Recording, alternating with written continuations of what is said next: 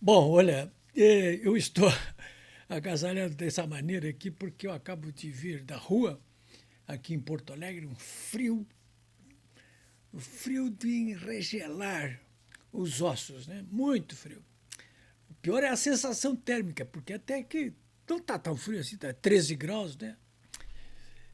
Dia ensolarado em Porto Alegre. Algumas nuvens, céu azul, contrariando inclusive os institutos de meteorologia que estavam prevendo aqui. Há 2 semanas teve um ciclone extratropical aqui, anúncio dele. Até que veio meio forte mesmo. Mas agora foi anunciado de novo aí, e bem fraquinho. Os institutos de meteorologia não estão acertando muito o tempo aqui no Rio Grande do Sul. Mas enfim, senhores, muito frio, né? Muito frio. Eu quero falar com vocês hoje a respeito do ministro Barroso, né? Mas antes quero passar um recado para quem for principalmente aqui de Porto Alegre, da Grande Porto Alegre, que neste sábado, estou falando com vocês na sexta, dia 14, são 5 horas da tarde.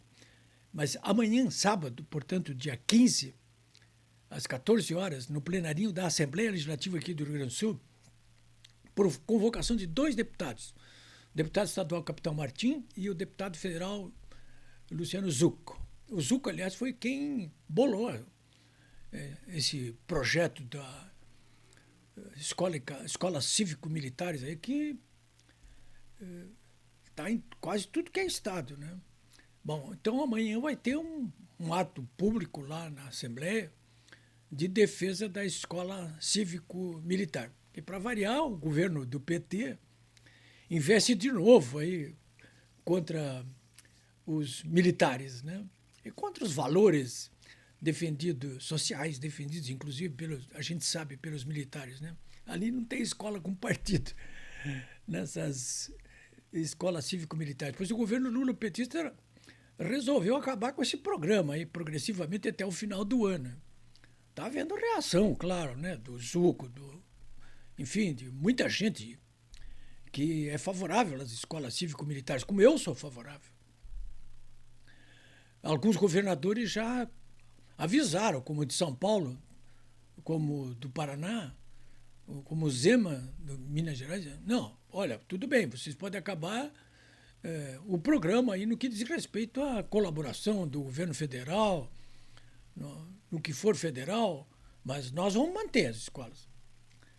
O governador do Rio Grande do Sul aqui, o tucano Eduardo Leite, está fazendo um cursinho de 1 semana de economia verde lá em Los Angeles, nos Estados Unidos.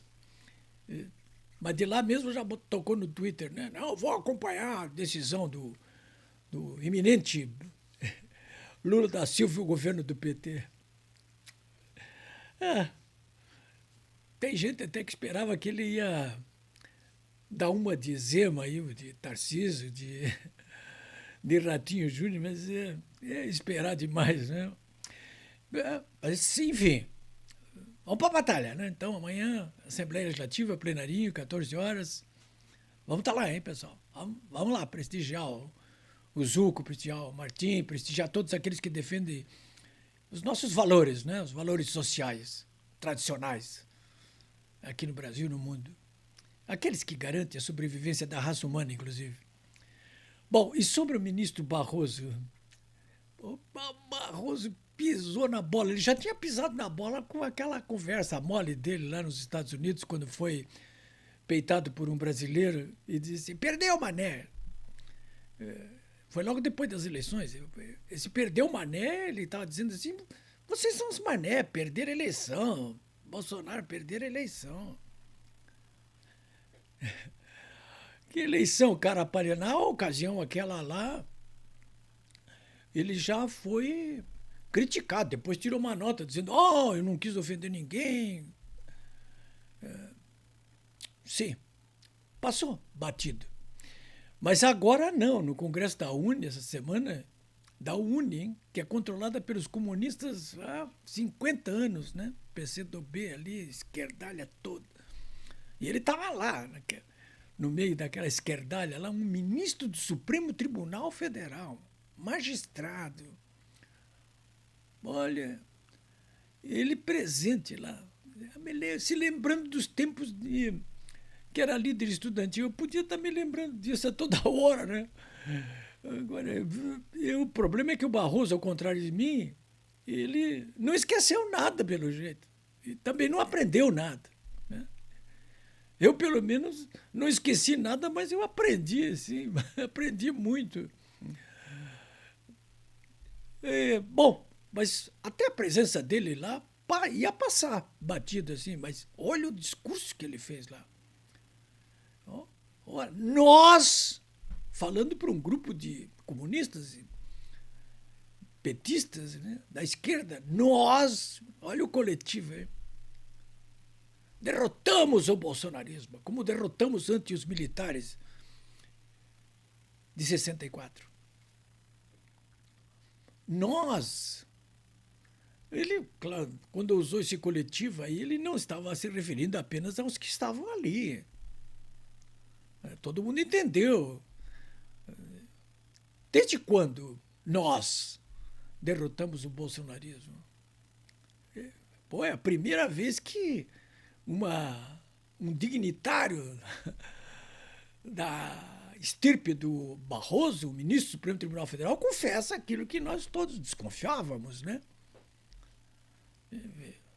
Essa gente vem trabalhando há bastante tempo aí para derrotar o bolsonarismo. Duela quem duela, né? Ou como dizia a Dilma Rousseff, né? Nem que tenhamos que mexer com o diabo, né? Ou repetindo o Dirceu, que já tinha sido repetido pelo próprio Barroso, né? Eleição não se ganha, toma-se. Então foi assim, Barroso. Olha, essa fala dele repercutiu de tal maneira que até os cupincha do Barroso foram obrigados a criticá-lo, né? Alguns deles. O Supremo Tribunal Federal se apressou a tirar uma nota, dizendo, não, o Barroso não falou em nome do Supremo. Quando que ele fala em nome do Supremo? Quando ele não fala? Nós sabemos que tem 11 ministros lá do Supremo. Pelo jeito, cada ministro daquele é um Supremo. Assim se fala. O presidente do Senado, que normalmente é extremamente comedido, o Pacheco, o senador Pacheco, Rodrigo Pacheco, disse, o Barroso tem que fazer uma reflexão melhor sobre o que ele falou aí e se retratar. E ele se retratou. Se retratou em seguida. Não quis dizer isso, não quis ofender os 58 milhões de eleitores. 58 milhões é as contas deles, né? De eleitores, mas ofendeu. Ofendeu. Como é que ele fica a partir de agora, né? Qualquer magistrado,